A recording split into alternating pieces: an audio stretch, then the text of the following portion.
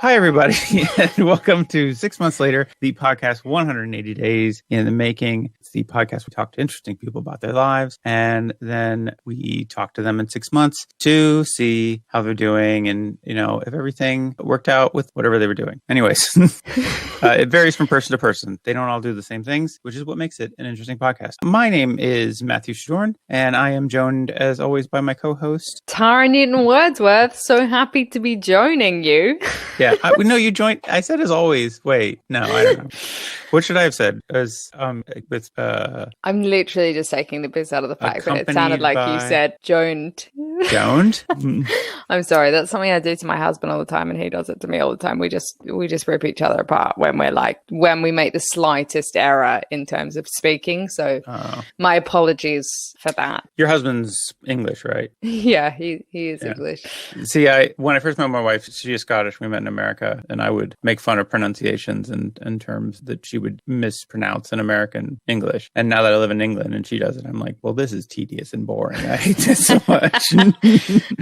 A friend of mine said the word nudes the other day, and I was like, what are you even talking about? He's like, nudes. And I was like, do you mean nudes? And he's like, no, nudes. And honestly, we had like a debate for ages about it, and then got other people involved, all of whom agreed that it was nudes, which I just think is the weirdest way of pronouncing it. Do you mean pictures of naked people? Yes, yes. And I was like, what are you talking about, nudes? And he was like, nudes. And I was like, wait, I'm not even sure I understand what you're saying. Wait, so were you saying nudes? I'm saying nudes, like as in, if I was like, oh, send me some nudes, which I would never say, obviously, unless I was messaging my husband. Hey, but, 6 months later pod@gmail.com. Send us some nudes. Or nudes, however you pronounce it. Please don't send us nudes. Send us newts, though. So if you have pictures of newts, we want them. And cute we want to see pictures of your newts, your salamanders, any amphibians you got. Anyway, I'm so glad you pronounce it nudes as well. Nudes, it was just really annoying me that he was saying nudes, and then we got like 3 other friends, and they were all like, "Yeah, it's nudes," and I was like, "Nudes." Anyway, I feel like you're getting too granular with the pronunciation of words. Okay, I mostly get in trouble for things like I will say scone, and my wife's like, "It's scone," and when you say scone, you sound like a posh twat. What's going on? I hope that everyone really enjoys this content. This is going to get cut way down, guys. Whatever you're hearing of this, it was conservatively 10 times as long. Because we wanted to save you. Sorry. Yeah, that's a favor we're doing. What's new with you? What's going on with you this week? Anything interesting? I'm doing some phenomenal DIY at the moment. I'm so happy to be doing it again because I was feeling really down about it. I got just really depressed and just really like I can't face it, and I was just like leaving it for ages. But now I'm all like, when you start doing a project and then suddenly you're like, oh my gosh, I'm just going to do loads of projects, and suddenly you feel like you have a purpose again in your life. And I don't know. I just like, I feel like I'm like, that got dark. You feel like life's worth living again. You're like, you start showering sometimes. This is great. I don't know. I was literally thinking like, I'm going to quit therapy. I really feel like that's not a dig at you. I'm just saying like, I'm just telling you that it's not going to solve the same problem that therapy is solving.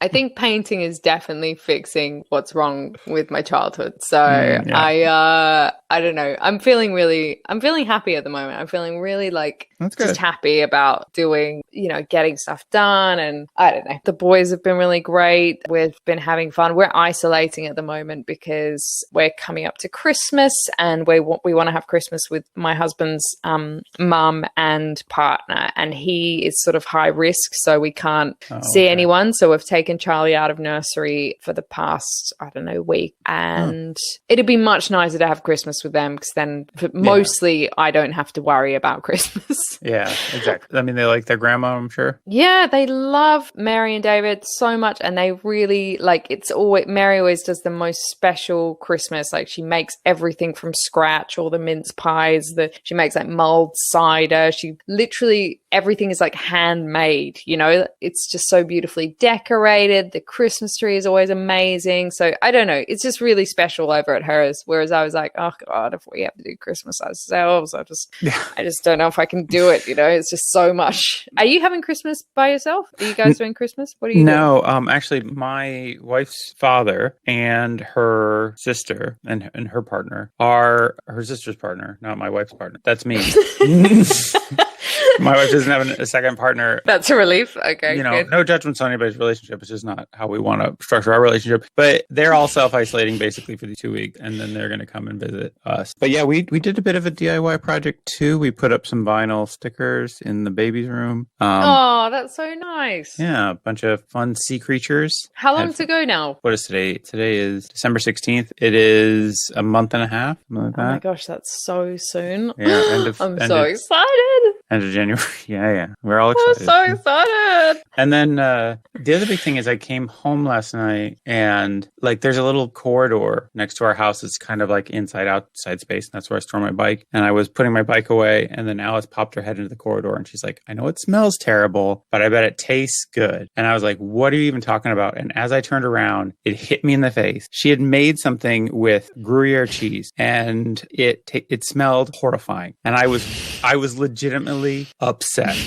I was like so angry that she had brought this into that she had done this. Like, and this kind of makes me sound like an asshole. It was like, oh, your wife made dinner and you were, and here's the thing is we take turns making dinner. I made dinner tonight. I ordered a pizza tonight. And, but normally we trade off nights cooking and every time she cooks for me, it's great. It's wonderful. And I'm very happy with it. But she cooked something with like melted Gruyère cheese and it made the whole house stink. And I hated it. And I didn't want to go in the house. And then when I in the house, it was worse. So then I had to go upstairs and stand in the bedroom with it next to an open window. It smelled so horrible. And she's like, it's just like that time we were in Switzerland. And I was like, what time we were in Switzerland? And then I remembered we went to Switzerland and had a very nice week. Had a very fun time around Lake Geneva. And then one day we took this like train up a mountain and there was this like lodge at the top. And then when you went in there, the cafeteria, apparently all they sold was like burnt Gruyère cheese and the whole place stunk. And it was like the worst part of the whole trip to Switzerland. And now I had to experience that in my own fucking house. And I was so angry about it. I ate it and it was okay. It actually did taste a lot better than it smelled because it smelled fucking horrible. I can't even really describe it. It's like, it's like if you burnt mold or like, I don't know. It's just, do you know? I remember, I know it because one time I used to nanny for this French family when I lived in London years and years and years ago when I first moved there. One time I went into the house and was like, oh, like the house stinks of vomit. Like someone's vomited in the house. Like it's really, really bad. And then the dad was like, oh no, I'm just cooking some cheese in the microwave. And I was literally like, that is the rankest, that's the most disgusting thing I've ever smelled in my life. It was so bad. It's amazing. Like I had such a violent reaction to it. Like just. Okay. Well, I really wasn't expecting that story to go in that direction. I thought you were going to be like, and I was in the alleyway or the corridor, whatever you said, like next to the house. And then out of nowhere, this guy like grabbed me and it just seemed like it was going really dark. Honestly, if it was between getting mugged in my own house and having to like walk through the house and stinking of Gruyère cheese, I probably would have chosen like being attacked. Well, that's saying something. Okay, so do you have any big predictions for 6 months from now? 6 months from now. Any thoughts on the future? Any thoughts on the future? Well, I've noticed that TikTok is very bad for my mental health. What? So you're on a real roller coaster with TikTok. I think because like when videos do well, you get such a massive dopamine hit, and you're like, oh my god, like this is. And then when they do badly, you literally just like, I don't know what's funny. Like I'm just shit at everything in my life. Like that is my thought process. So I think I'm probably going to be off TikTok. I would say that's not really a massive prediction. I think in 6 months I'll be a lot closer to my goal of having Gruyère cheese outlawed. I feel like I'll have the signatures necessary to get an active parliament going. I think that we'll have figured out all our technical problems, which I think we've... Oh my god. Oh yeah. So we're doing this intro after we did the interview. We're interviewing Jamie Loftus today. When I say we, I mean me, because there were some technical issues with our recording software, and for some reason Tara couldn't log on, and we never got. And it was gutting, absolutely gutting. Yeah. I love that interview, and I love Jamie so much, and I think she's so. And I had so many questions I wanted to ask her. It was just like, and having to listen to you asking all the questions, I felt really jealous and like sad. Yeah. So and and adding to the frustration of just having technical issues, Tara could, for some reason, listen into our conversation, but could not participate, and that was frustrating for her. So you won't hear. I was telling, when we started the interview, I told Jamie, I was like, an Australian woman might pop in the middle.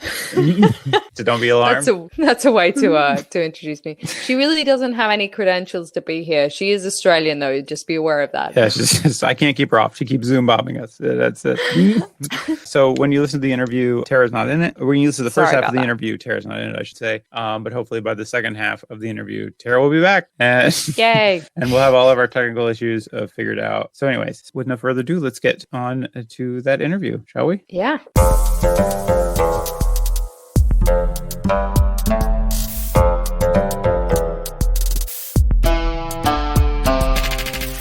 Hi, and welcome to the show. Comedian, podcaster, co-host of the Bechdel Cast, and host of the new Lolita Podcast, Jamie Loftus. Jamie, how are you doing today? Hi.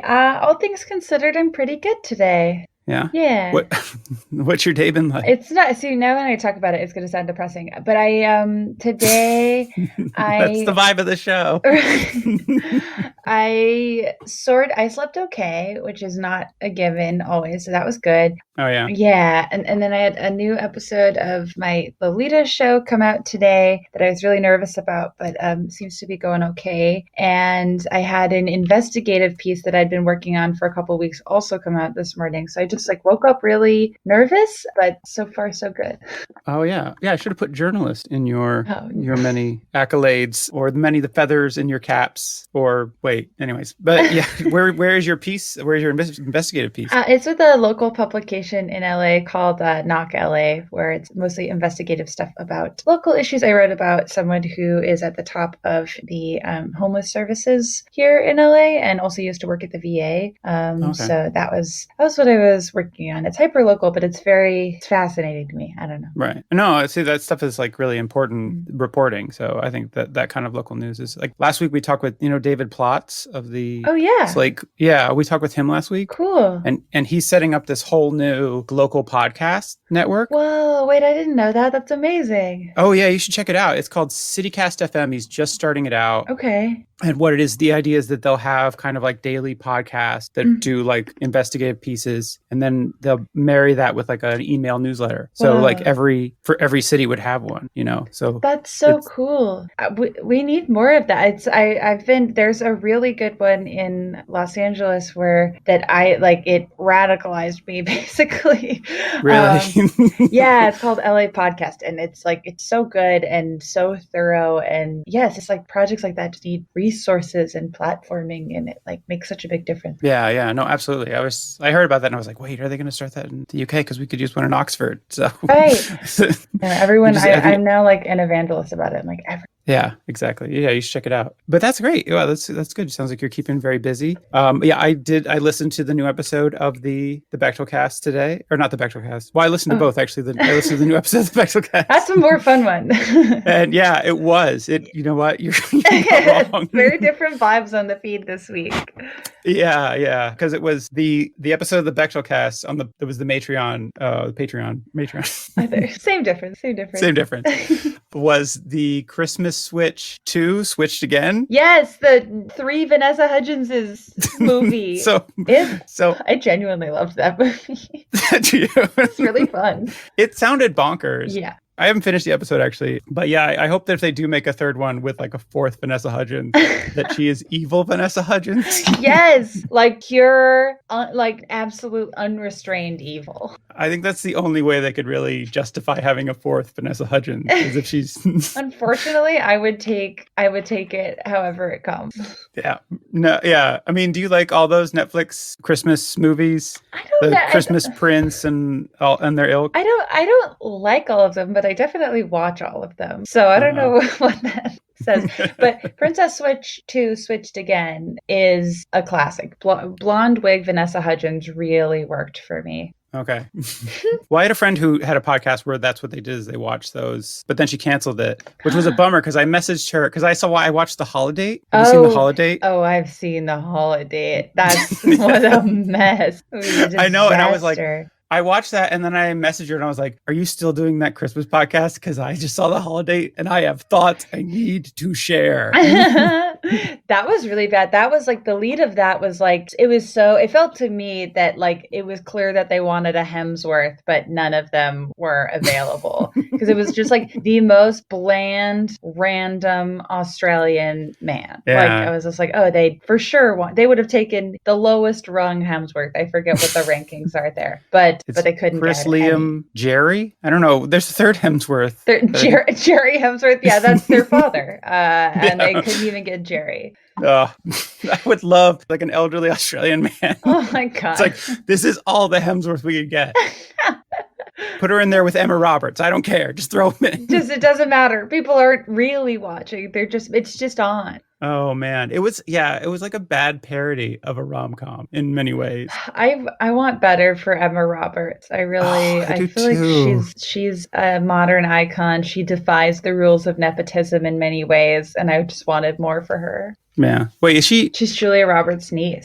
Oh, so she's Eric Roberts' kid? Who's Eric Roberts? I don't know. He's some weird craggy character actor that I thought was Julia Roberts' brother. Could be. I just remember when she was on a show on Nickelodeon when I was a kid called Unfabulous. Like they didn't even call her by her name. It was just like, this is Julia Roberts' niece. Yeah.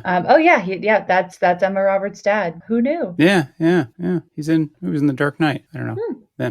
Anyways, sorry. This is fascinating podcasting. We're both Googling. Let's talk about Emma Roberts the whole time. I don't know. Yeah, why not? But okay, so the Bechdel Cast, very light, very fluffy, very throwaway movie. Not fun, totally fun. Not the episode's great. Movie, I don't know. But so the other thing you're doing now is you're doing the Lolita Podcast, which is in its third or fourth episode? Fourth episode came out today. Okay. And that was the one about a lot of sexual abuse. Yeah. Yeah. That was I forget who the New Jersey girl, the real life kind of lady little girl who was kidnapped. What was her name? Are you doing Amy Fisher? Or that's the Long Island Lolita. Wait, what? You're talking about Sally Horner, the girl from the beginning of the episode. Yeah. Yes. That was the story Wait, do you talk about Amy Fisher? I do in a later episode. I'm sorry. I'm like all mixed up because no, that's fine. Yeah. I'm always like, I'm 3 episodes ahead in the writing and editing. So I'm like, wait, I don't think I've talked about Amy Fisher yet. No, yeah. So I will. But yeah, no, that's Sally Horner, who is the subject of the book, The Real Lolita. Yeah. And that was a lot of talk about very difficult subjects. But, I'm still, I mean, I don't know. Yeah, that was a really difficult episode to put together and ended up the kind of ending part that is more about, there's like just a short part at the end for, I guess, people listening that is about kind of what the options are for people who think that they're at risk to offend in this way. And I didn't know anything about it. And it was just, I mean, it's a very specific, difficult rabbit hole to go down. Yeah. But no, I felt like that was, I listened to the episode and you could feel your struggle with the topic and the issue of it. But I felt like you handled it very well. And I do think it showed a lot of sympathy for people who, I mean, often they're trapped in that cycle of abuse, right? And so that's part of the reason that they're, they have those issues. And if they're strong enough to not act on those, I feel like that's something that should be supported. Yeah. I mean, I mainly feel just like there should be resources available and there's really, I mean, there are, but they're kind of, they were difficult for me to find, like to get even anyone to talk to me about. So I found that to be like pretty interesting and telling of just like how hard it is to find resources at all for preventative therapy and group talk and stuff like that. Yeah. Kind of going back, the Lolita Podcast, can you kind of explain it to people who haven't checked it out, which I highly recommend checking it out. It's been a really fascinating listen. Yeah, it's a show I am working on. It's like a document, like an audio documentary, I guess, podcast about the cultural legacy of Lolita and how it's kind of been misinterpreted and really twisted into a very exploitative story that works in favor of child sexual abusers instead of against it, which is kind kind of my opinion that the book was at least trying to do. And so it's kind of just a deep dive into that. It was a book that I just read way too young and with a very warped framework. Yeah. And so it's kind of an attempt to examine that and then hopefully steer the discussion in a different direction. Yeah, it is kind of fascinating to look at the way that popular culture has taken the book and twisted it in this very dark way. Yeah. That, and it is, I mean, I haven't, this has actually been an excuse for me to finally finish reading Lolita, because I tried to read Lolita years ago and kind of dropped off. I think I think what really made me stop reading it is one day I was on the bus and I was reading it and I realized I was completely surrounded by school children. And I was like, I'm just going to put this away. Yeah, it's definitely an e-reader kind of book. Yeah. Though I did find, you talk about how the covers are often very salacious on the books. And I found one with like the least creepy cover. It is just literally like a still life with flowers and fruit. Oh, that's good. Yeah, that's so funny. I'm working right now on in a couple episodes. There's a whole book published about the covers of Lolita over the years. There's so many like hyper specific texts about this. Yeah. But yeah, just like watching how I feel like those kind of simple, sterile ones are the least harmful, and then other ones are just completely like how there's so many. Yeah, well, shout out to the fine folks at Penguin who did, actually I have mine right. Those I've seen that. Yeah. Oh, that's a nice copy. That's so cool. I know. Yeah. Well, it was funny because on the shelf there was another copy and I was like, oh, I wonder what this one looks like, and it was a little sketch of a little girl, and I was like, no. Well, I've got my copy right here that a friend gave me that was like, I can't own this, but it's like this where wait, what is she doing? It's like a 20-year-old licking a popsicle. It like has nothing to do with anything, but it's the exact, cultural image that people associate with her. So that's something I've heard a lot from people who have been reading and revisiting the text, is that they forget how young she is. And they're like, oh, I think I remember her as being 16, or not that makes the abuse legal. It certainly didn't. But yeah, she's 12, and I think that she's just like not positioned to us that way, or presented really ever that way. And so it just ends up like the attempted message of the book just gets completely warped like the second the book comes out. Yeah, it is such a difficult text, because it is harder to read because you are stuck with this like narrator who is just a real piece of work. Say the least. That's a good way to put it. Yeah. He's just like, oh, that guy. Yeah. It's weird. Yeah, I've been enjoying it. I'm not super far into it yet. Like, it is really well written, and it is there are parts of it that are very funny, I think, especially like early on before he's actually molesting anybody.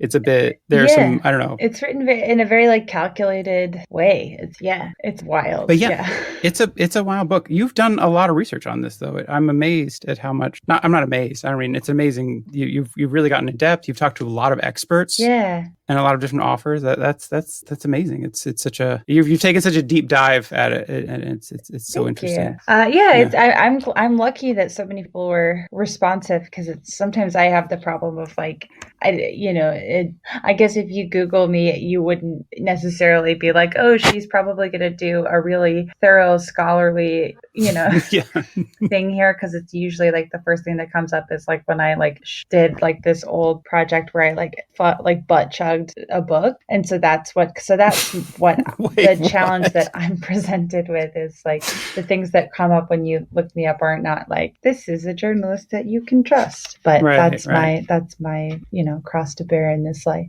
Yeah, I mean, no offense, but you do have a very goofy sense of humor, which is very funny, that's see. My job, so that's good. But it is amazing. I will say, I also listened to your Mensa podcast. Oh, your Mensa podcast was that about a year ago? Almost exactly. Yeah, it came out in January. Yeah, I thought that was pretty fascinating. That was because I'd never really thought about Mensa in any great depth. And this kind of looking at what was it seemed like a very toxic culture within the organization, and kind of the whole ethos of it felt like. Yeah, my experience was very, very negative generally. It was kind of scary.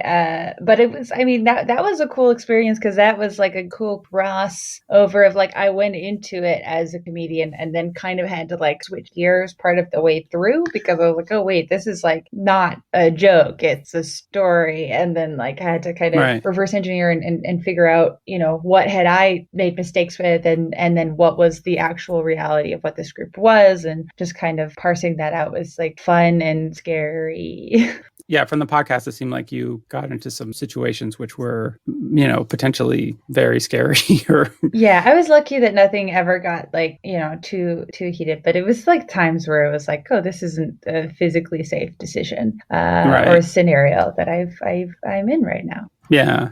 There's a certain amount of tension as you go through the podcast, being like, does she get out of this? I mean, I guess she gets out of it okay, but I definitely live. Yeah, you definitely live, but that's how I lost my leg. Yep.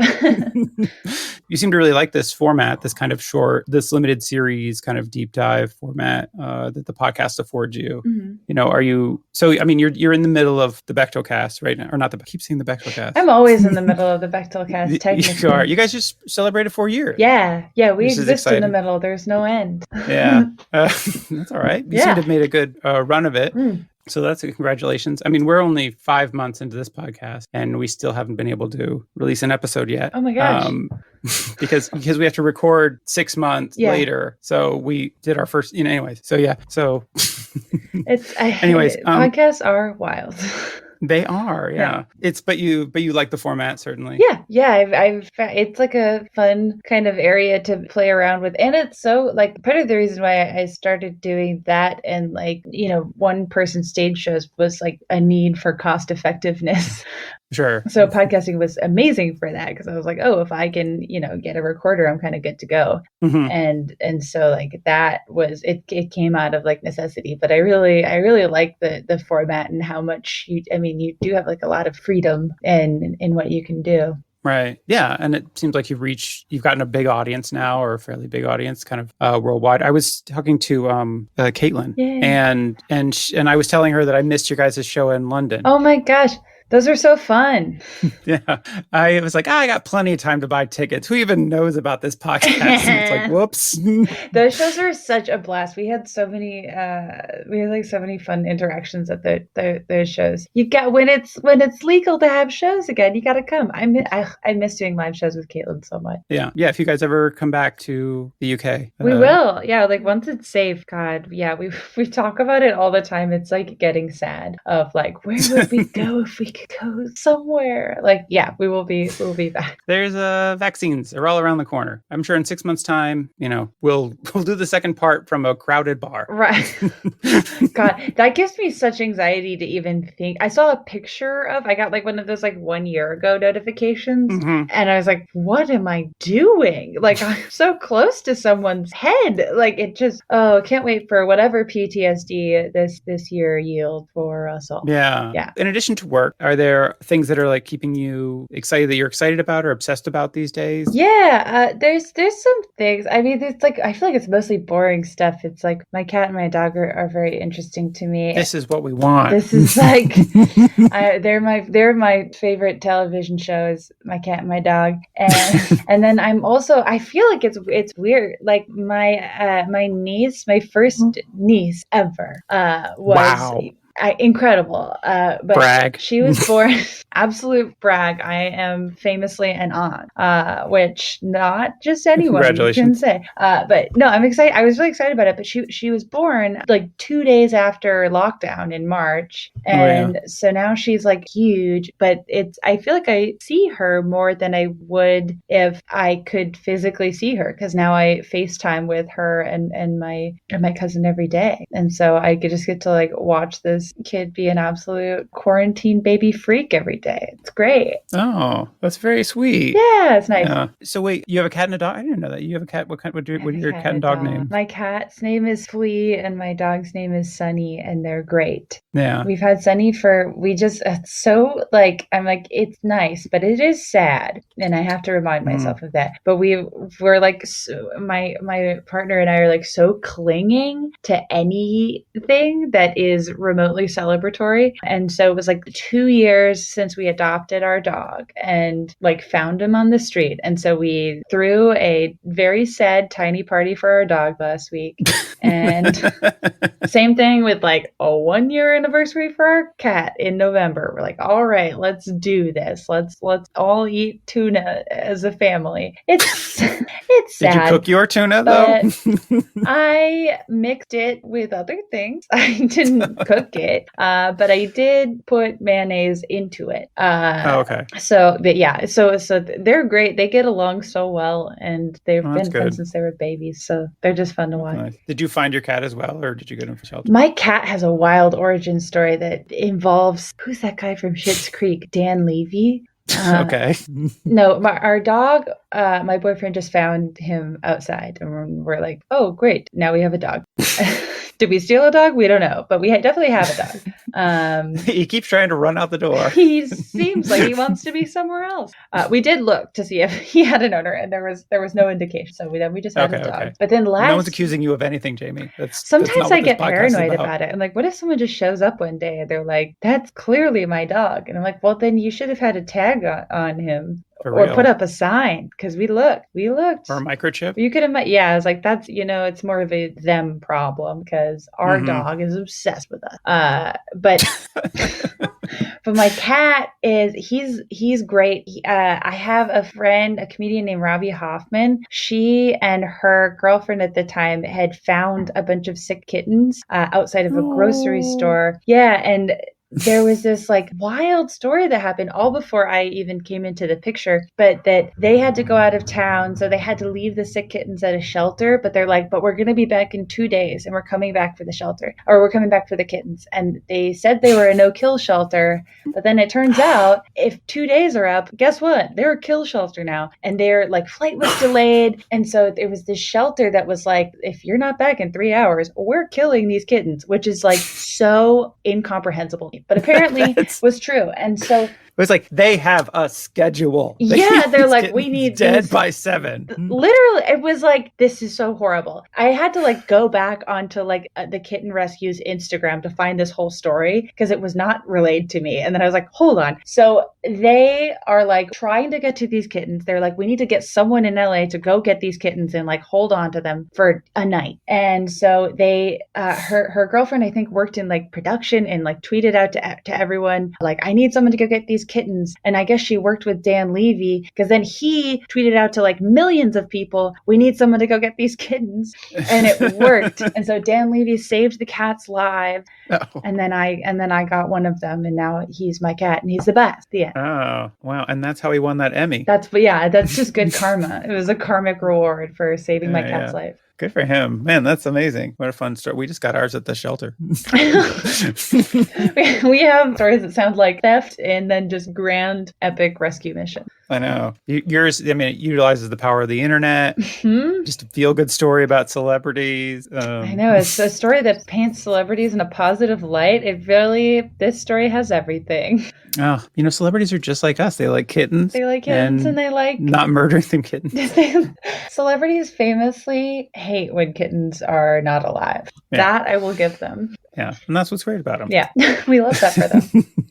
So that's great. So you're enjoying your cat and your dog in lockdown. So you're working on the podcast and everything. What do you got planned for the next 6 months? Like, so when this will be over. When will the podcast be over? So the Lolita Podcast, how many episodes is it going to be? Like 10? It's going to be about 10. Yeah, I think it'll be between 9 or 10, depending. So yeah, it will be ending late January, early February.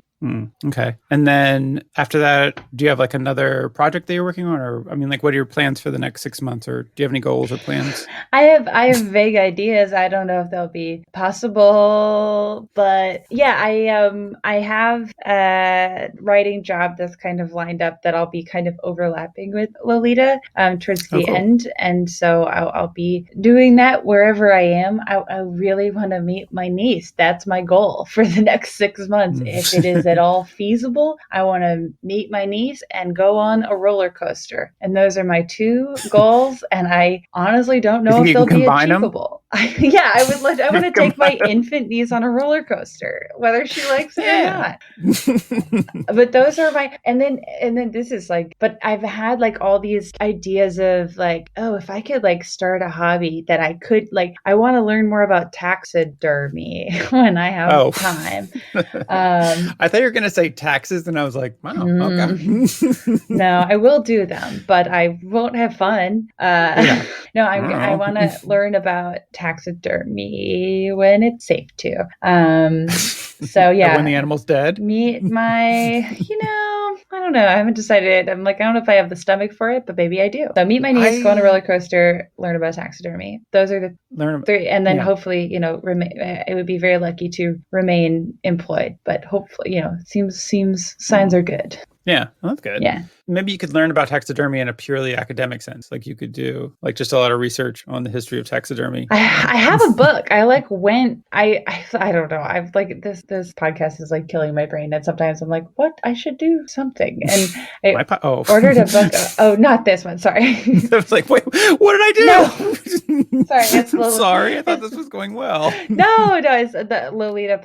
I've been working on it for 6 months and it's so sad. And so sometimes I'm just like, let me try to do something. And I got a book about ethical taxidermy and it's just sitting around, haven't opened it, but it's there for when the time is right. Well, I think, the podcast it's extremely interesting and you're putting so much great work into it that, it's a very worthwhile endeavor. Thanks, so I appreciate it. I'm glad you're doing it. And it's the kind of thing that I find extremely fascinating, just the way that culture can warp a text or like a symbol or, just the kinds of different things that the art gets put out in the world and then how it gets changed by culture and how culture changes it. It changes anyways. Yeah. I said the same thing, but you know what I mean. I know what you mean. Yeah. I'm fascinated by it too.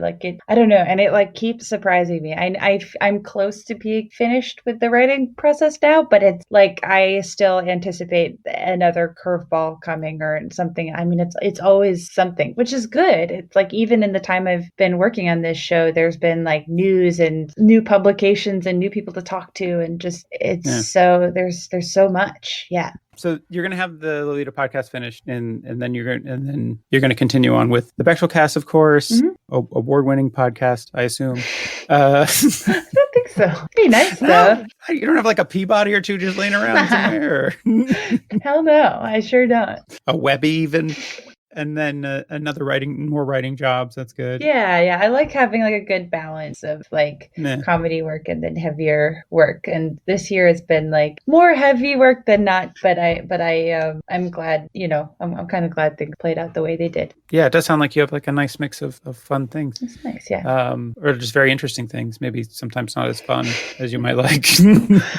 Fun, relevant. Whatever. I'll tell you what. It all mixes in. I mean, do you think you'll do another one of these short form podcasts, maybe one that doesn't involve you to be embedded in kind of a toxic group of people or kind of embroiled in a really kind of potentially toxic subculture? I do. I mean, contractually I must, but I don't know what the subject is. I have a bunch of ideas that I get excited about, and then I'm wait a second, I have to finish what I'm working on. But yeah, I have a whole idea about making a podcast that I also in the next thing I do want to cook in the idea of travel being a component of it, because yeah, good luck with that. I know. Well, that's why I'm not really sure what it is, or when I'll be able to start. But I want to do something about hot dogs and interesting. Was not expecting that. I think that's going to be. I think that I feel fairly certain that the next thing is going to be hot dog. Really? Yeah, I think hot dogs is next. Mensa, Lolita, and then of course the next logical step is hot dog. Yeah, I have a lot of follow-up questions. I might not be able to answer all of them, but I do. But yeah. What draws you to hot dogs? I don't know if that's the right way. What is it about hot dogs that you want to examine? I feel the topic of hot dogs is very rich, because it's hot dog, American rich icon. in nitrates. It's true. Hot dog, American icon. Sure. Hot dog has lineage. It has history. It has, you can go back to the sausage. There's a lot of different threads that get you to the hot dog. I think that there's I want to talk to people who make hot dogs. I've seen that episode of whatever that weird Food Network show is that shows you how hot dogs are made. That's disgusting. There's the animal component of it, of are, hot dogs that are made ethically, hot dogs that are made unethically. There's a class component because I grew up in a poor family eating a lot of hot dogs. And now that I live in LA and am around rich people more than I like to be, not a hot dog crowd. And so I just feel like there's a lot going on with hot dogs. And so I've had hot dogs and I love hot dogs. You love hot dogs, yeah, I guess. So that's all. So that's where I'm at with hot dogs. I could change my mind and wake up and be like, wait a second, that is not a good idea. But right now I'm like, hot dogs is a good idea. Can you get a t-shirt that just says hot dogs is a good idea? I know that once I know more about how they're made, I will never eat them again. So that's just kind of what I have to prepare myself. It's going in, assuming at the end that I will not want to eat a hot dog ever. Yeah, see, this is the thing I worry about for you, and I'm worried about you, is that hot dogs seem to bring you a sense of true joy, and I 100% understand it. Even as a vegetarian, I enjoy a veggie hot dog. Veggie hot dogs are great. Veggie hot dogs are great, and I love them. And you talk about like there is a class component, but now in cities you can get very fancy hot dogs. They think their hot dogs are so nice. And sometimes it's fun, but sometimes it's just expensive hot dogs. But my fear for you is that you'll take something that brings you such pure joy and such happiness, and then the more you scratch the surface of that and dig into it, you might start to lose the sense of wonder that you know. I know I do worry about taking too many things away from myself, but it's I don't know. I feel like, especially being alive right now, it's you have things taken from you constantly that you thought were good and then turned out to be really sinister. I voted for Hillary Clinton so enthusiastically, and now here I am wide awake, understand. It's I think it may be much the same with hot dogs, where it's I understand why hot dogs were there for me when they were, but now in the 90s, in the 90s we were all hot dog, what could go wrong? And then now we realize that there was always something a little bit wrong with hot dogs, and that we need to just as a nation face hot dogs. Or maybe it will end great and hot dogs are unproblematic. There's no way. There's no way. But I'm there's no way. Hot dogs. But maybe we need to face the legacy of hot dogs and kind of the questionable choices that we made in the past, and have some kind of truth and reconciliation around hot dogs. I agree. And moving forward. I get what you're saying. It's you loved hot dogs. It turns out hot dogs were on Epstein's plane. Oh no. I don't really know. I don't know enough yet. I've kind of been actively not letting myself learn too much about hot dogs, because then that will just be where my head goes. And I need to finish a few different things before I can devote myself to a hot dog related endeavor. But it's definitely something that I think about frequently. Now the more you talk about it, I feel like the answer is hot dogs. The answer is it might be hot dogs. I brought it up to my boyfriend because we would be working on it together, and I was like, okay, what do you think? What do you think if we did hot dogs? And he responded surprise. I was not expecting a positive reception, but he was like, let's do hot dogs next. He's like, oh wait, but you mean for dinner or podcasts? But yeah, that's good too. You mean that's devoting months of our lives? Got it. Right. You mean, what if we got in the car and traveled the country looking for the world's best hot dogs? You can travel for hot dogs. Once things are open, there's places to go. I'm excited. Yeah. I'm excited to. I hope this project takes off for you. I like this. I mean, I hope it's I hope you can consolidate it into a form that you can be yes, this is 10 perfect episodes about hot dogs, much like a 10 pack of hot dogs. Exactly. It's a metaphor. It's all a metaphor. Just got to think about it. So that's my commitment to hot dogs. I guess now that I've said it out loud, I've spoke. This is my first time admitting that I think this much about hot dogs. But whenever I am next not employed, I'm just gonna drop everything and do a hot dog world tour. That's the plan. Nice. I love it. Okay, great. So that's a great plan for 6 months. 6 months, we'll check in on that. Yeah. And hopefully you'll be somewhere there. Do you have any big swing predictions for the world in 6 months? Do you think where the world will be in 6 months? Oh, no. I don't know. I was struggling with this question. Okay. My prediction for the world, I guess, okay, here's a fun prediction. I hope it's true. I think that musicals are going to make a comeback. This is something I've been thinking about. At very least, I think it might just be me wanting that to be true, but I also can see it happening because it's like whenever things are like depressing as they could possibly be, musicals make a comeback. And I guess that we were just kind of waiting for things to get as bad as they could get. And then now we can have a real golden age of almost like Great Depression era, like musicals. And so my prediction is that musicals are going to make a comeback. And I hope that movie musicals make a comeback. Right. Yeah, I 100% agree. There's not enough movie musicals. Yeah, you're right. This like the whole Great Depression thing where they had just amazing music. Every movie was a musical and they were like, oh, it seemed like it anyways. And some of them are so fun and inventive and just catchy and whatever. And then like, yeah, the musicals, modern musicals, it was like the occasional Disney film. And then it's just kids movies. Yeah. Yeah, and then it was like La La Land. And I was like... God. I'm like, really? Is that the best we can do? We have to be able to do better than La La Land. That one bummed me out. Yeah. But I like, it's like outside of a Disney reboot, I think it's possible. I'm like, it's just a matter of like one working. I'm like, maybe it'll be In the Heights. Maybe that will be the one that brings back the movie musical. That's coming out soon. We thought it was going to happen back in 2002 with Chicago, but then all the other ones they made were really bad. So it's time. It's been a long time since there's been like a great movie musical, but we're due. And I think that we as a planet and a global culture deserve it. I hope it happens. We did have Cast last year. So there you go. But that was not. I watched it a lot. Did you know? But I don't, in terms of, making it more like, I think that, maybe that made it less likely that more movie musicals will be produced, but it'll work itself out. I trust. I believe in the process of depressing shit, bringing forth good musical. Well, okay. So sorry, I feel like I've kept you here for a very long time. So we're going to end it now in the way we usually do, which is, Jamie, we are not going to say goodbye to you now because through the miracle of editing, we are going to continue this conversation seamlessly 6 months from now. Love it. But there is one thing we ask our guests to do, which is we ask them to set up a joke or a statement. They do not know how it is going to end. And then we will continue that joke or statement in 6 months. So, oh God.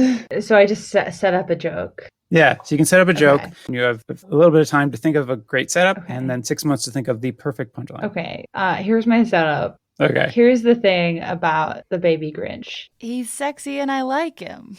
Okay. It's more of a statement than a joke, but I guess I'm not kidding when I say that. Yeah, okay. That's fine. That was the assignment, a joke or a statement. And if you're like, I was going to make fun of the baby Grinch, but you know what? Can't. Too handsome. I don't want to disrespect him in this way. No, I get it. I mean, your relationship with the baby Grinch is deep and meaningful, and you don't want to make light of that. Thank you. Thank you for respecting that. I respect that. I respect, your relationship with the baby Grinch. Jamie, how are you doing? How have the last 6 months been treating you? Better. I feel like many people, the past 6 months has been better. Right. Yeah, I have slowly been kind of, I'm fully vaccinated. Nice. Most of my family is good to go, and I feel very, very lucky, and hopefully going to see them next week. So excellent. Inching back, cautiously into daily life stuff. How are you? Yeah, I'm good. Like I was saying, I had a pretty lazy day. We went because I had a baby since we last talked. And, wait, since we last talked? Yeah. How old is your baby now? Less than 6 months, but yeah, he's 4.5 months. So. Oh, amazing! Congrats. Thanks. So my wife's on maternity leave. Very generous maternity leave policies here in the UK, and then I just quit my job because working sucks. And so now we just hang out with the baby all day. Oh, that sounds so great. And so we had a nice lunch with some friends at a cafe. And then on the way home, we stopped at a pub and we had some beer. Oh, my God. Wait, what a cool life. Yeah, it's not half bad some days. And he's just been very cool. And it's like the weather's actually finally nice here in the UK. Oh, good. But you were going to see your family. That was one of your goals for 6 months, was to see your niece. Yeah. Have you seen your niece, or you're going to see your niece? No, next week. Next week I'll see her. Excellent. For the first time. So yeah, it took a little longer for everyone to get vaccinated and all good to go. But now that everyone is good to go, I'll be going there next Wednesday. Nice. Is that Massachusetts or? Yeah. Oh, nice. Oh, that's cool. Is this your first flight in since the pandemic began, or? Yes. I don't know how to handle myself, and I'm bringing my cat. I feel like it's going to be a disaster. Okay. But we'll see. That's exciting. Yeah. Why are you bringing your cat to Massachusetts? Well, I'm just going to be there for a long time. Oh, okay. So I'm going there, staying for 3 weeks for a bunch of different reasons. And then my partner and I are driving back here. So where the animals are coming with. Oh, nice. Oh, that'll be. Yeah, I'm excited. That's exciting. Wait, is the road trip part of your hot dog research? It is, yeah. Oh, nice. Yeah, so we'll be doing a cross-country road trip back. We're going to the Nathan's hot dog eating competition on the 4th of July to cover that, and then kind of work our way back, hitting all the hot dog regions. That's amazing. So the Nathan's hot dog, the Coney Island 4th of July Nathan's hot dog eating contest, right? And that's big. Are there any other kind of big hot dog like landmarks that you'll be hitting up? There's so many like it's very much in the works, but the idea is that I'm going to be touring some facilities where they're made. I'm going to try to hit all the major regions where there's distinctive hot dogs. So there's a lot in the Northeast. There's a lot in Chicago. Right. There's more than I realized in Seattle. There's a lot going on in Arizona. Like, we're just going to try to hit everywhere we can. Hopefully go down south for a little bit as well, and kind of loop our way through the country and get a feel for what the vibe is in each area. That sounds really exciting. How long do you think that trip's going to be? It'll be about 3 weeks. 3 weeks? Okay. Yeah, we're going to like rent a van and hopefully do it right. We'll see. I don't know what that even really means, but we're going to do it. Yeah. Well, I'm excited. So yeah. So I'm psyched, yeah. So when can people expect the hot dog? Did you decide on a name? Is it like My Year in Hot Dogs or? Thankfully, no. Do you know when this is going to be coming out? Monday. No, wait. Monday. Okay. Next Monday. Okay. Then I can't say what I'm doing with all of my hot dog research quite yet. Okay. But it's not going to be a podcast. Oh. I'm finishing up a separate podcast that comes out at the end of June. But no. Oh, okay. Well, that's exciting. So it's evolved beyond podcast form. Yeah. And that's great. It's changed. It's changed. It's mediums. Now your PhD. But the interest remains the same. And it was interesting to listen back to like what I was talking about 6 months ago, because it is still that concept is pretty unchanged. Right. But it's just kind of shape shifted into something else. And I'm finishing up a podcast right now that's about something completely different. So what's that podcast about? Can you talk about that one? I can talk about that. Yeah, that comes out at the end of June, or it starts coming out at the end of June, and it's about Cathy comics. So it's like the entire cultural history of those. Is it Catherine Guest-White? Yeah. Cathy comics? Yeah, I've read them all. I've talked to all of them. It took basically since I've been working on it for about 4 months now, and I've read them all. And I've talked to Cathy because she's local to here. And so, I'm just like, it's been a slog because there's just so much material, but I'm finishing up the first couple of episodes now. Oh, wow. So first off, okay. Did they still publish Cathy? No, they discontinued it, or Cathy ended the strip voluntarily in 2010. Right. Because Cathy, does she get married at the end of the strip? She's pregnant at the end of the strip. She gets married a couple years before. Okay. I feel like I remember Cathy getting married as big news at one point, and I couldn't remember why. But the strip ran for, it seemed like it ran forever. Like, how long did it run for? 34 years. Oh, that's a lot of material for a daily strip. Right. Yeah. Yeah. It's freaky. So what are you looking at with the Cathy strips? Just like... I'm looking at kind of where it fell in because it was so heavily criticized for things that I don't think are super reasonable, right. That I'm looking at where it fell in American feminism, how it sort of commented or didn't comment on things like diet culture, and just like the theming of it is so consistent, and it evolves over the course of 34 years. So I'm using it as like an entry point to talk about boomer culture in general. So that's the idea behind it. Oh, wow. That sounds really interesting. Was not expecting that. That was... That's good. I got to keep you on your toes. You got to keep people guessing. That's what they say about Jamie Loftus, is like, you never know what's coming next. Is it hot dogs? Is it Kathy cartoons? Who knows? You never know. Amazing. Yeah, I look forward to because I very much enjoyed your last couple series, so I'm looking forward to hearing about that. And I'm a big fan of like old newspaper strips as well. So yeah, I've been through, so I feel like I've been like black-pilled by them. I've just read so many. There's so many. Yeah. That's amazing. Is it so then next is like a socialist dive into Garfield, or? No, I promise, absolutely not. No. I feel like Garfield, he said what he needed to say. He doesn't need my help. All right. Or how militarization works in the pages of Beetle Bailey. No, I am. I'm very interested in this. I am. I'm sorry. I feel like I'm making light of it, but I'm. No, I mean, it's a much lighter podcast than the last one, which was very much the idea. I can see you swinging back from such an intense text and to such like a huge cultural, like, I don't know, millstone or whatever of Lolita, and then being like, I don't know, Kathy cartoons. It sounds like it's not gonna like break my brain. I just wanted to do the opposite, which I was kind of wrong about, but it's like a different kind of broken brain that I'm experiencing than I was 6 months ago. So thrilling. I'm excited that you're finding new ways to break your brain every day. Yeah, very lucky. So speaking of the Lolita podcast, that's wrapped up. How do you feel about that project now that it's over? Like looking back over, it seemed like you got a lot of great press about it, a lot of interest in it.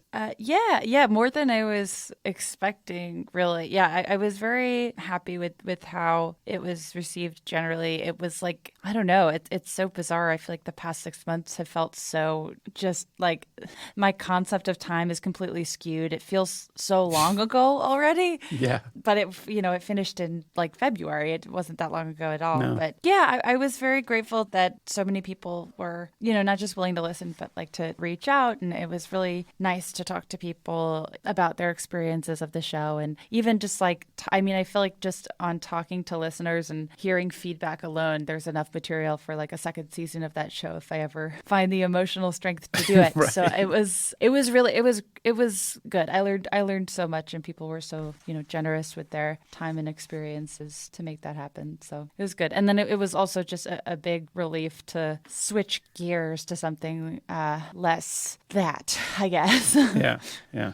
Well, I'm glad that that's been a positive experience in overall. Yeah, it was awesome. Yeah. Like you feel like you've got that. I mean, do you think, are you like totally burnt out on the topic now, or is it something you say like you might revisit in time, or? Yeah, I think in time. I definitely needed some space from the topic after being so entrenched in it for 6 or 7 months. Yeah. But I would definitely want to revisit it at some point down the line, because there really is. I mean, just like there are so many other ways to talk about it that I didn't even realize, throughout the process of that research, that there are just infinity perspectives on it. So yeah, I would be down to go back into it. Oh, interesting.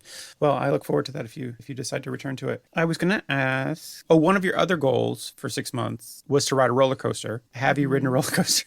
I did that. I that's the one goal that I lined out that I have been successful at. I did it. I rode a roller coaster. It felt great. And I hope to ride another one soon. Hopefully while we're on the road eating hot dogs, I'll get to go on another roller coaster. I mean, what goes better with hot dogs than roller coasters? It does seem like the two. Exactly. I mean, you're going to be at Coney Island anyways. I want to throw up on a roller coaster. Maybe that's the next logical step, is eat a hot dog and fucking yuck it up on a roller coaster.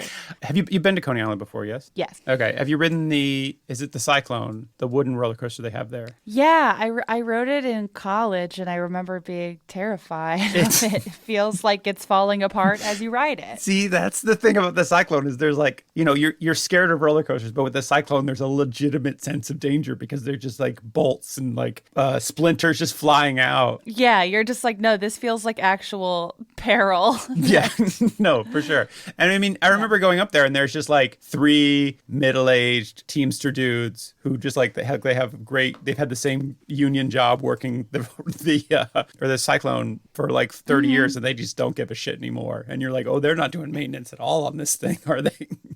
And nope.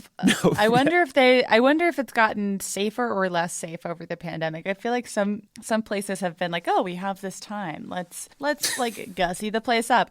But I just don't see that happening with the Cyclone, but I could be wrong. Yeah, I could see that going either way. Like it's literally been fallow for like a year, and then somebody just comes and just turns it on, does a light dusting, this is and it's probably gonna be fine. Yeah. Good luck.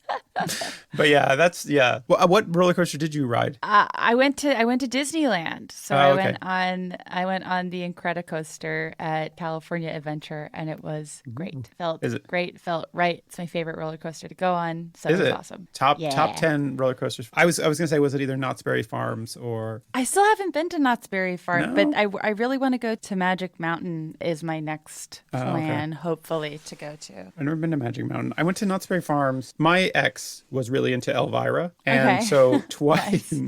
I don't know if you know this about Elvira. Do you know how Elvira? Yeah, you know. Yeah, yes. yeah. Okay. In the basic sense. Okay, yeah. But she would do a stage show every Halloween at Knott's Berry Farms. Whoa. During Halloween, it is rebranded as Knott's Scary Farms. But and she would do like a stage show, which was as fun in camp as you would imagine an Elvira stage show would be. And 2 years in a row, we went and just went to LA for a week to that was like for that. The cornerstone of our visit. And then that's so cool. Oh my God. That's such a good tradition. That's cool. Was the show really good? It was it was very fun and very camp, and there was like big dance numbers, and they had gotten legitimately great dancers and some circus performers, but it was very much what you'd want from an Elvira show. Good, I can't say.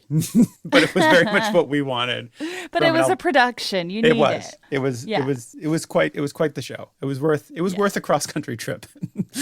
I mean, that's good. Yeah. I don't think she does it anymore, which is sad. I think she's retired it. But yeah, it was worth it. And then, we got to do a meet and greet. Whoa. So you have pics with her? I do. Yeah. I think it's actually the single best picture of me that exists is me standing next to Elvira. Oh, you're just soaking up her glow. Yeah. It's it makes me look better. Doesn't make her look better, I was going to say. But it makes me look way better. I look way cooler. I just, and that confidence really shows through in the photo, I think. Yeah. Is what really makes... She brings out the best in you. Yeah, she does. That's beautiful. 100%. Oh, did you get into taxidermy? I still have it. There's no taxidermy places open yet, but I am on a mailing list that I'm hoping that at the end of the summer I'll be able to take a class, because I think I talked about this where it's you can take taxidermy classes on Zoom, and it's but what am I gonna do? Scoop up some roadkill and I need to be there in person, and the taxidermy I don't know, the taxidermy location nearest me is not open in person again quite yet. So I'm hoping, again, it's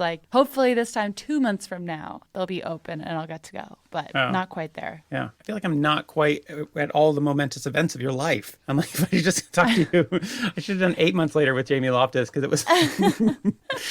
Yeah, very, very close to a lot of different things, but nothing has actually happened yet. It's I feel like I'm standing with Jamie on the threshold of a whole new life for her, and yet I can't go through that door with you. You have to, can't see it. I'm still kind of locked in a room, just a different room than I've been in. So that's good. Yeah, I was gonna say you're in an actual studio today. Mm-hmm. Yeah, this is my second day recording in a studio that isn't my bedroom again, which is exciting. Yeah, we've been in here recording Kathy episodes for the last 2 days. Okay, cool. Are you recording the Bechdel Cast there as well, or? No, I'm only recording it alone right now. We haven't recorded a Bechdel Cast episode physically together. We've seen each other at this point, but we haven't recorded together yet. Well, that's good. Yeah.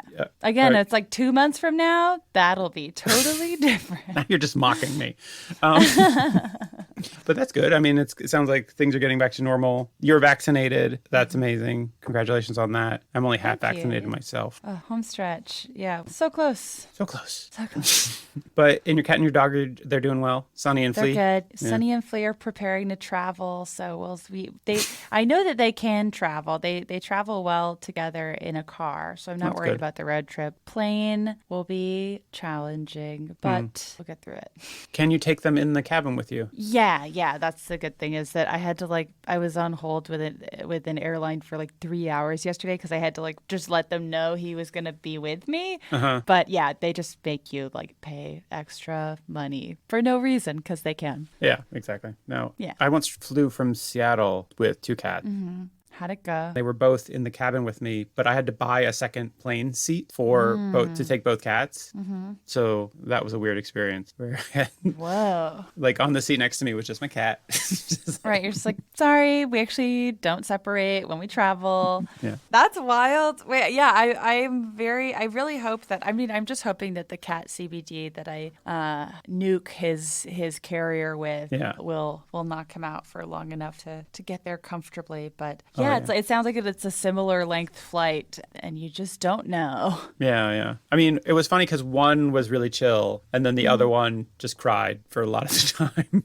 No. Oh. So then I was just trying to I can't really let them out of their carrier, so I'd kind of unzip a little bit so I could put my hand in there and just kind of pet him and reassure him, and which ended up being kind of okay. But yeah, I don't know. But that same cat I later had to fly to the UK with, and that was a huge problem because it was a lot of visits to the vet. And then is there a lot of you have to do more vaccination proofs to go international? Got it. He had a whole folder of all his documents and all his shots and everything like that. And then he had to he had to go underneath the plane, which was very scary for me. Oh God, that sucks. And then in order to do it, we had to go to a cargo depot outside the airport. And then I had to pick him up on the UK side at some weird cargo depot that was a little ways from the airport as well.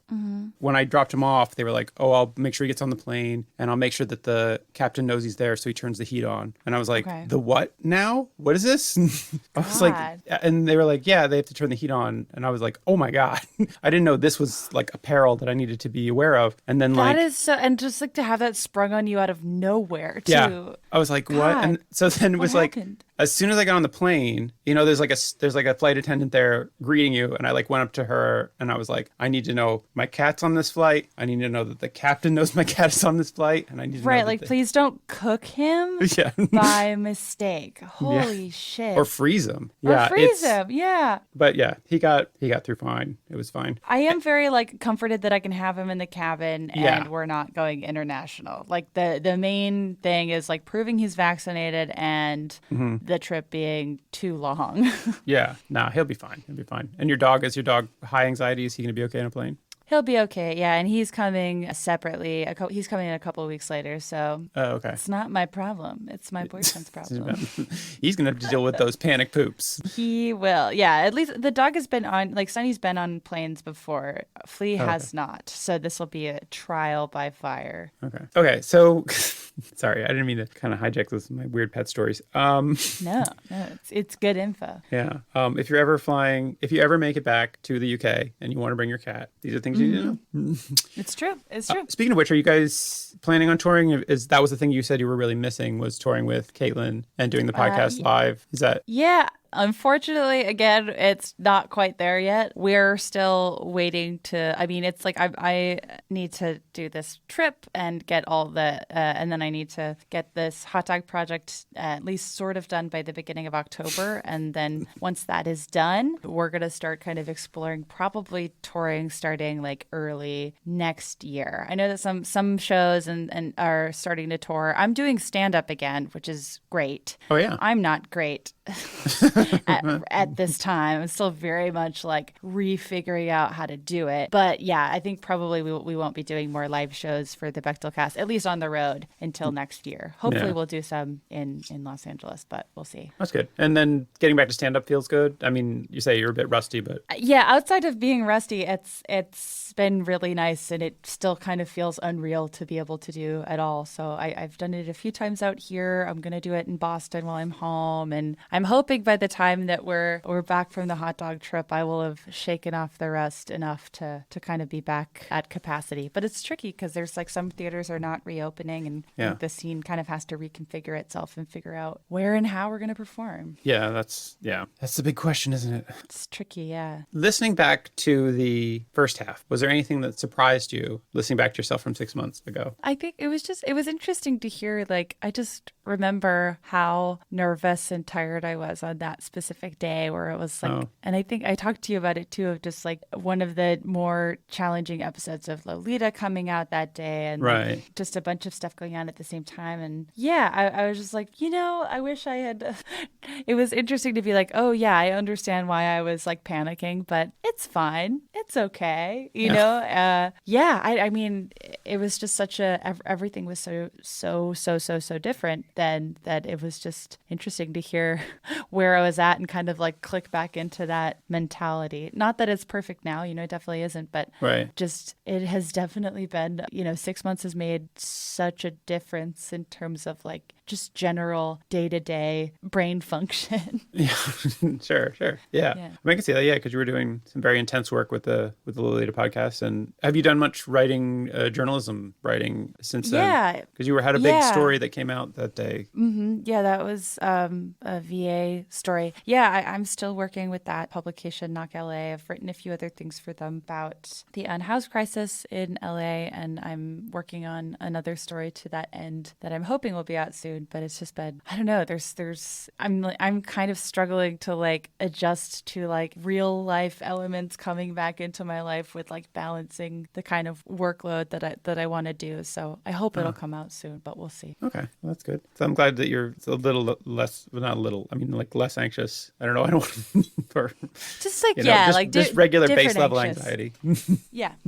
What do you think is like the biggest change you think you've experienced over the last 6 months? I think that honestly, like the mindset change I had when I realized that I would be able to see my family was definitely a big deal. Okay. And yeah, I don't know. I guess things still feel like they're very slowly changing. Getting to see friends again was such a gift, and I don't know. There's still so much work to do, and so many problems that are unchanged by pandemic restrictions easing, and so I don't know. Yeah, it's kind of a mixed bag. I'm mostly just like really grateful that 6 months ago I was like, oh, I don't know if I'll be able to see them, which made sense at the time, and now it's like, oh, and now I'm going to in a week, and how fucking cool is that? So I don't know. It's been a very bizarre 6 months, and I feel like things are gonna start happening soon, hopefully. Yeah, the ball started rolling, right? So things are gonna open up more and more. That's a weird metaphor, mixed metaphor, I guess. It opens up as the way that a ball does. I follow the train of logic. Yeah, you got it. Mm-hmm. But yeah, I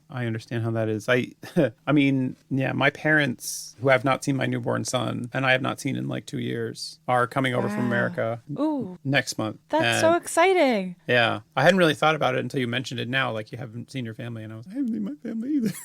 I know, that's so, enjoy it. Yeah, I'm already like, wow, after a couple of days, I'm going to be like, okay, I'm good.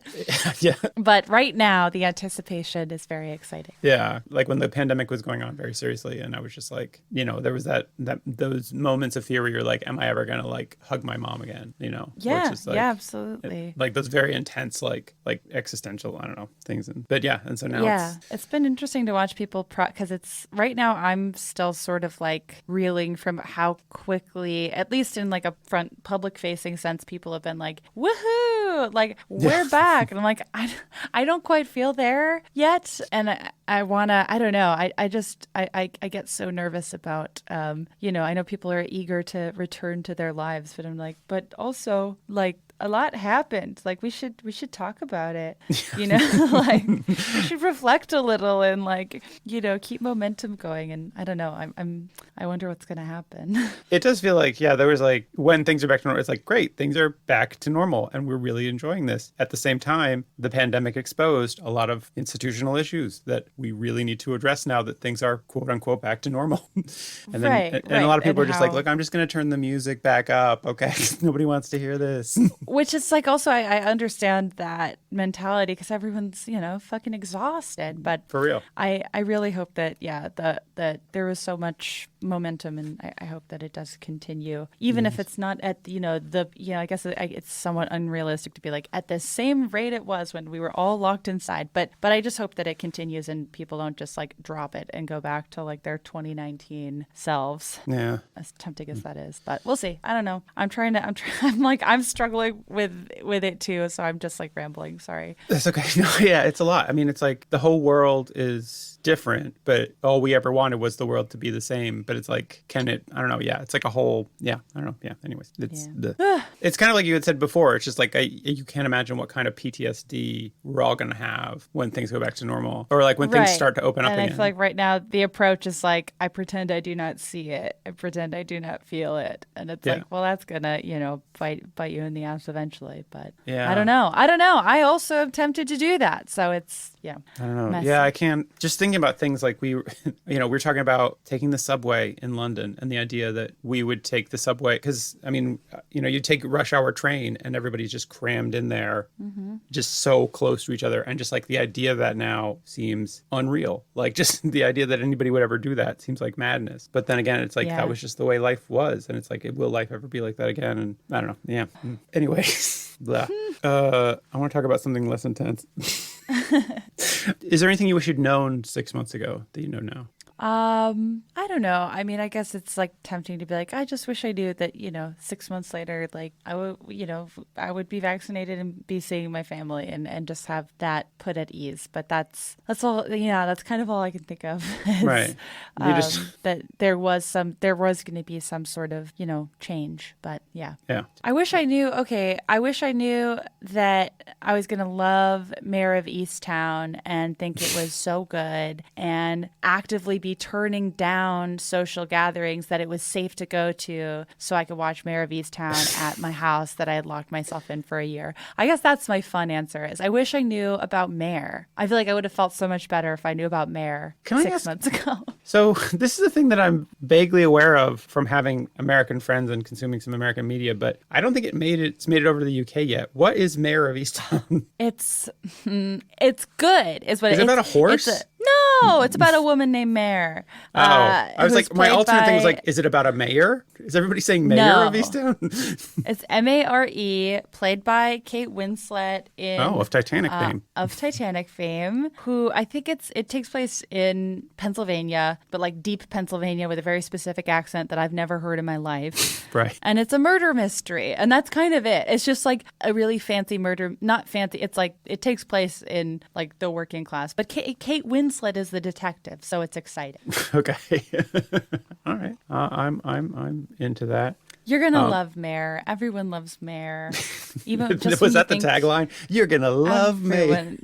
She's great. I love her, and I really embarrassingly was like really into watching Mare. And now it's over, and I have no more Mares. So I wish that I knew I was gonna, have someone and lose someone through the fictional character of Mare. You didn't know you were gonna fall in love so hard and then have your heart broken. You have this Mare-shaped hole. How many times am I gonna fall in love with Kate Winslet in this lifetime? She keeps testing me, but Kate Winslet is the lotus in that she blooms for you again and again, and it's true. And you fall in love with her every time. You just like it's gonna happen again. I feel like it happens like twice a decade. We all fall in love with Kate Winslet once more, and we were due, and she's so good. I feel like she's gonna win a bajillion awards. Oh yeah, I'm sure. Yeah, it's like you forget about Kate Winslet, and then she pops up again, and you're like, wait, she's the best one. Yes. How could we have neglected this? What fools we were. Oh, well, that's good. I'm glad you're enjoying Mayor of Easttown. Anything else that you're kind of like into these days anything new that you're into over 6 months? Anything new? I mean, Kathy Comics is definitely an intro in the last 6 months. I didn't expect to have an encyclopedic knowledge of that comic strip 6 months ago, but now I do, and I'm pretty happy about it. I enjoyed reading them. So yeah. Are you now like the world's leading expert on Kathy cartoons? That's a good question. I guess it's possible, but also Kathy is, Kathy's alive and kicking, so I would say she knows more. Right. So, but I would guess I not to toot my own horn, but I would guess I may be in the top 5. Yeah, that's fair. I think that's a fair assessment. Mm-hmm. That's great. So I guess finally, Jamie, just what's next for you? I mean, you have Untitled Hot Dog Project coming up, road trip. What else? That's as far as I've gotten. Yeah, I'm it's June. For the next 4 or 5 months, I'll be working on the hot dog project, and I hope by the end of the year, I'm able to be back, doing stand up regularly and back in a writer's room. But we'll see what happens. Yeah, right now, finish the podcast, work on the hot dog project, and then see what happens. And Bechdel Cast going strong still? Going strong. Same as always. I've been enjoying it. I joined the Matreon a couple months ago, and so I'm going through that back catalog, which has actually been quite pleasant because I used to listen to a lot of news podcasts, and I for some reason have just lost the will to listen to any kind of news podcast. Totally fair. Yeah. Which I was like, I didn't think, because I listened to news all through the Trump administration, and it made me angry and upset, and then now somehow when it's over, the news makes me even more angry and upset. I don't know. I guess. Yeah, because it's like the Biden administration also sucks shit. So yeah, I guess that's kind of it. I was like, I don't know what I thought was going to happen. Better. Yeah. It's just less flashy. Anyways, cool. So Jamie, where can people find you if they want to find you online, or if you want to be found online, I guess? Yeah. Same places. That hasn't changed in the past 6 months. On Twitter at Jamie Loftus Help, on Instagram at Jamie Christ Superstar. You can listen to Lolita Podcast, or I am starting to release Aack-Cast, which is the Kathy podcast, on June 28th. So how is it? You're gonna make me say it again. Aack-Cast. I'm just Aack-Cast. I'm just curious how Aack-Cast is spelled, and how long of a discussion it was with the producers on how to best spell Aack-Cast. It was a lot of, I'm not kidding when I say it was a ridiculous amount of work to get a name approved. It's spelled Aack, C-A-S-T. I don't know if anyone's even going to find it, but it's the only one I could get legally approved. So that's what it's called. Wait a minute. I'm sorry. Now I just want to talk about the name approval process, because this sounds fascinating. So I don't know how much I can say about it. Yeah, there's just I don't know. We have there's a robust legal department, and there's just certain words and phrases they want you to avoid because you don't want to get sued. And, with Lolita Podcast, it was a little easier because, it's older. And so there's not as many people around to sue you. And I don't think that it was more like the iHeartRadio, no, you can't say Kathy in the title. So I'm like, okay, then what am I going to call it? It was just very frustrating. And that's what I got approved, and and Kathy likes the title, so I'm happy with it. Okay, all right, that's fine. That's interesting. Yeah, I was like, what possible legal, it was offensive or something? You had come up with a very offensive. No, not on that. It's just avoiding potential trademarks. Right, I get that. Yeah, so if Kathy is potentially trademarked, yeah, I guess I could see that. So Aack-Cast, yeah, Aack I was not expecting to be spelled with 2 A's. That was the part I was not. I thought it was gonna be Aack with 2 K's, with 2 A's. I was not expecting. Anyways, 2 A's. 2 A's in Aack-Cast, folks. All one word? Doesn't matter. It'll come up either way. I don't know yet. Also, I will say Bechdel Cast, hard to spell. I always misspell it. Yeah. I mean, blame it on Alison Bechdel's ancestors. Yeah, no. But yeah, that's when I was I feel like I'm spelling it right. And then I have to go back and double check. And I have to Google Alison Bechdel and be like, no, this is right. Okay, cool. Mm-hmm. I have always wondered, does she know that the podcast exists? I think so. I don't know. Yeah, we've never spoken with her before. I feel like maybe that's I'm really overestimating our reach. I have no idea. I imagine that if she's ever Googled herself, she probably knows that it exists. Right. That reminds me of W. Kamau Bell. Wait, what about him? Oh, he's a monster. No, I don't know. It's no idea. I was just I like him. Oh, yeah, no. He had a podcast called Denzel Washington is the Greatest Actor of All Time, period. And where he and Kevin Avery... I didn't know that. Kevin Avery rocked. Talked about his film, Denzel Washington's filmography. And it was a really fun podcast. And then kind of near the end of the podcast, they found out that Denzel Washington knew that they existed. Because somebody was, Kevin Avery ran into Denzel Washington and was like, do you know W. Kamau Bell? And he's like, hey, that's that guy who's always talking about me on the internet. which is like, that's so cool. I know, right? They were so stoked that Denzel Washington even knew. No, I'm sure Alison Bechdel will be very. I mean, because you guys have amazing conversations on there. I hope she would like it. I read a lot of her work for Q.E.D. Podcast, so it's like nice to do a more thorough reading of her work. Oh, really? Oh, that's interesting. Yeah, the old Dykes to Watch Out For. Yeah. I read like the anniversary collection in full, and it was so fun. Oh, that sounds interesting. Yeah, that was always a strip that I meant to get into, and then it seemed like it had such a back catalog, but it's like the anniversary collection, kind of a best of. Yeah, it's still pretty big though. Yeah, and there's so many continuous threads to follow. Check that out. Yeah. Anyways, I'm sorry. We were wrapping this up, and then I got into something else. Sorry. No problem. So, but yes, Jamie, check out Jamie wherever you get your podcast. She's got an amazing podcast. Check out the Mensa podcast. That was also a really fun podcast that she did. But yeah, thanks, Jamie. Really appreciate it. Thanks for having me. Yeah. I wish I had more to report. No, you've got tons to report. Are you kidding me? You're going on a hot dog based road trip? I mean, that's fucking rad. It's true. I'm excited. That's the content that I hope that our listeners want, because if they don't want it, then I don't know what I got for them. So I can't top that, frankly. Anyways, but thanks, Jamie. Take care. Oh, thanks for having me.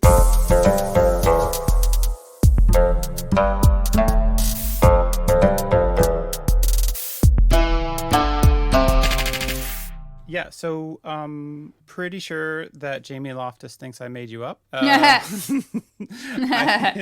just like, I had to be like, this is for a totally different reason this time. Tara can't make it to the podcast. I really apologize, but she's a very real person. I am so sad that I couldn't do this one as well, because it literally was like, I just really wanted to chat to her. But, then I was like, well, like one day, maybe one day. And also, someday. How many friends can you have? This is the thing, is that it's like, I think I always like with someone like Jamie, it's like, but I want to know her and I want to be her friend. And it's like, she's probably got a lot of friends. She doesn't need any more friends. I don't need any more friends. We've all got friends. Just let her go. Let her go, Just gonna let that one go. Wow. That's bold. It's bold. I wasn't like, maybe I'm friends with Jamie Loftus now. I don't want to say that I am. I wouldn't dare to assume. I very much enjoyed speaking to her. She's a very interesting person, and she's very funny. So I just enjoyed it on that level. And if it flowers into the beautiful bloom of friendship, then that's great. But for now, I would just like, let's just enjoy that. But yeah,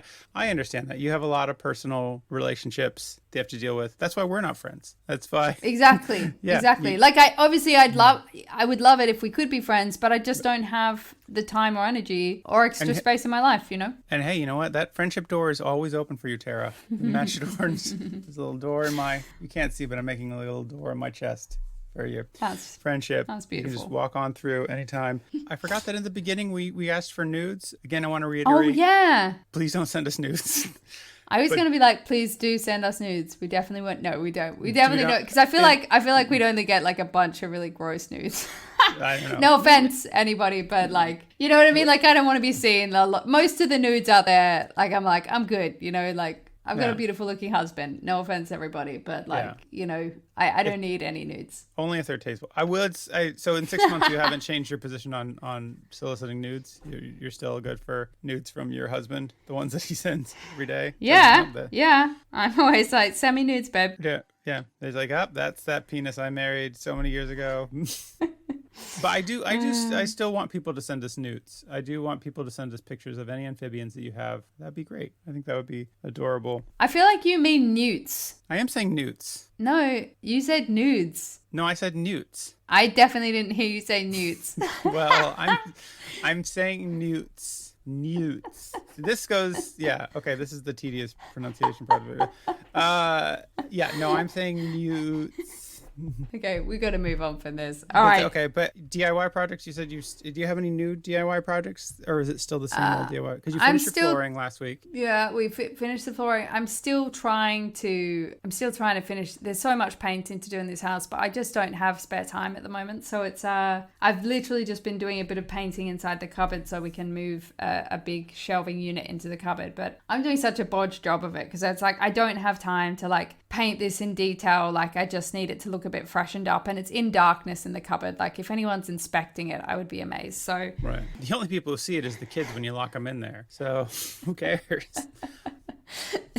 Sammy actually locked himself in the cupboard the other day. I was like hearing this like, "Brum, brum," and I was like, Sam, where are you? Are you in the wall, son? So, but you said that the DIY projects were giving you a sense of calm and that you were going to quit therapy because of it. I know. What was I thinking? I do not. I mean, I have quit therapy, but but not because of DIY projects. Okay, good. No, I think I would look. I actually really enjoy DIY, and if I could do it all the time, if I could do more of it, I would love to. It's literally just I don't have time at the moment. It's a very hectic time right now. But what about the Gruyere cheese thing? Did you end up making any headway with like sort of outlawing Gruyere cheese? I've made my feelings known to those around me to never approach me with Gruyere cheese now or anytime in the future. I feel like that is the limit of my powers at this moment, but we'll see. Actually, Alice made the same dish that I was upset about 6 months ago a little while back, but she made it with a different cheese, and it was much better because nobody had to like spend the evening throwing up from the smell of cheese. So it was like, yeah, I feel like it's still, I mean, you know what the thing is it like just having this conversation, it's like bringing that memory of the smell like back into the front of my brain. And you know how you remember things and then like the smell is like, and you just get that sense like ugh, it's making me sick. I don't want to talk about this anymore. Let's move on. One thing I found funny listening back was how I said TikTok was bad for my mental health. Oh yeah. I didn't end up like canceling my TikTok. I haven't gone off TikTok. I still have it there. And I still get video views, like as in, but I upload them now and then when I think of them, but I don't have that same, like I was really into it for a while where I was like uploading one a day. And I think that's what you have to do to get somewhere with it, but I just don't have time at the moment to think about it. So it's still going. But funnily enough, you know how I said we went to Australia House last week for the boys' passports. Yeah. We were walking out of Australia House and this girl goes, "Oh, I love your Instagram." And I was like, sorry? And she was like, "You do comedy videos on Instagram, right?" And I was like, "Oh my God, yes." And I was literally like, I turned to my husband and was like, "Babe, I'm Insta famous." And he was not impressed. In fact, he didn't care at all. So I thought that was really sweet. I was like, oh my God, it's just so funny that, I don't know, like it was a really weird experience to be in London and just walk out of a door and have someone like recognize you. It was the weirdest feeling. But weird. Wait, did she like work at the embassy or was she just like a random person on the street?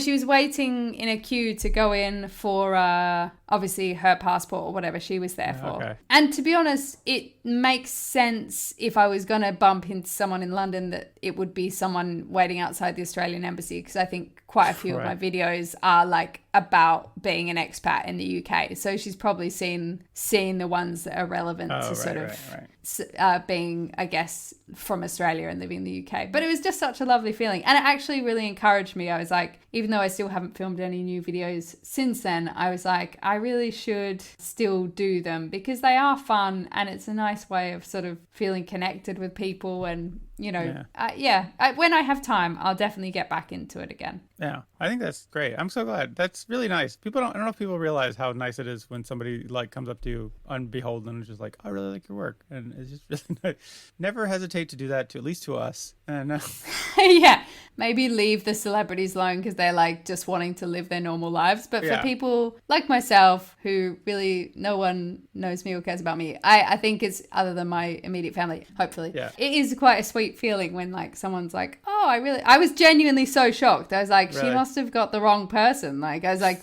she thinks I'm someone else. And then it was like, oh no, she really does think it's me. That's so cool. That's amazing. Yeah. I mean, if people make millions of dollars from their work, they don't need to hear it from you. But us, we really need a bit of help with our confidence. We are in the middle of a long dark night of the soul where we're introspectively just breaking apart every decision we've ever made, trying to figure out what to do next. And so, if you could just give us a little bit of encouragement, it's so nice. Super sweet. Much appreciated. Always appreciated. I'm glad you got that experience. Thanks, Matt.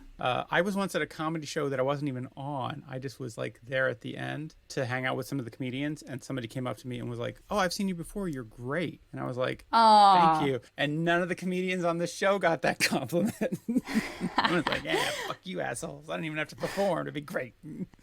Anyways. And that's why they're all great friends of yours now. Yeah, that's why. Yeah. But yeah, speaking of making us feel great, if you guys could rate, review, subscribe to the podcast wherever you get it, that would be amazing. We really appreciate you listening all the way to the end. And this is where we tell you that we love you. And the people who didn't listen to the end, they didn't get that. So,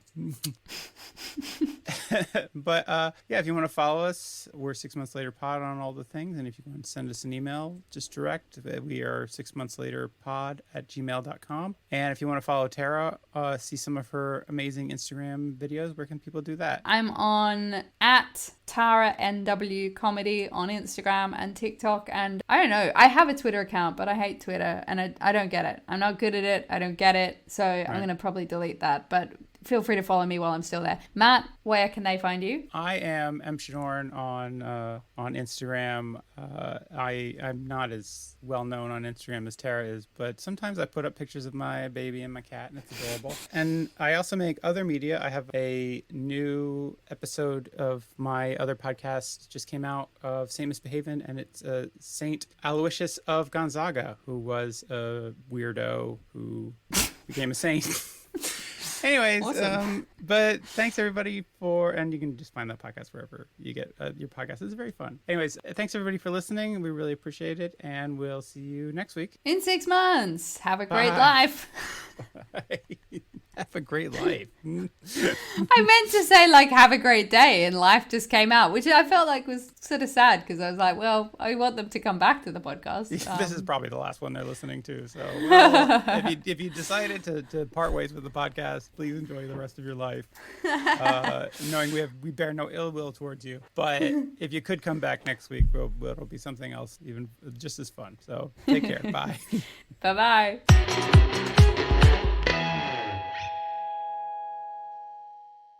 I don't know why I'm going on my cat. I'm going to cut all this out. So no, this is not good. I'm happy to talk to you about it, but it's like I feel like this is it's about you. The interview's about you.